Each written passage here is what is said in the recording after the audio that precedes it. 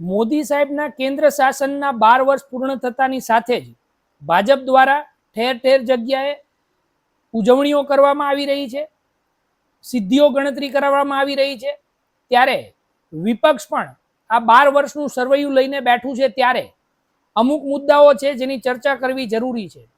તેઓ દ્વારા કહેવામાં આવી રહ્યું છે કે ભારત બહુ મોટો દેવાદાર બન્યો આ 12 વર્ષની અંદર, રૂપિયાનું પતન થયું, સ્વિસ બેંકની અંદર કાળા નાણાંનો રેકોર્ડ તૂટી ગયો, મોંઘવારીનો રેકોર્ડ તૂટી ગયો, ખેડૂતોની આત્મહત્યાનો રેકોર્ડ તૂટી ગયો, નેતાઓની પક્ષપલટ કરવાની જે રમત છે તેનો રેકોર્ડ તૂટી ગયો, ગુનેગારોને પાર્ટીમાં સામેલ કરવાનો રેકોર્ડ તૂટી ગયો, ઉદ્યોગપતિઓના કરોડો નાણાંને માફ કરી દેવાનો રેકોર્ડ તૂટી ગયો, ગૌમાંસનું નિર્યાત રેકોર્ડ બ્રેક સ્તરે પહોંચી ગયું, હિન્દુ મંદિરો તોડવાનો રેકોર્ડ તૂટી ગયો, પેપર ફૂટવાનો રેકોર્ડ તૂટી ગયો, પુલ તૂટવાનો રેકોર્ડ તૂટી ગયો, બેરોજગારીનો રેકોર્ડ તૂટી ગયો અને ખાનગીકરણનો રેકોર્ડ તૂટી ગયો. મિત્રો, જી હા, આ બધી વાત બીજેપી નહીં કહે, વિપક્ષ કહી રહ્યું છે.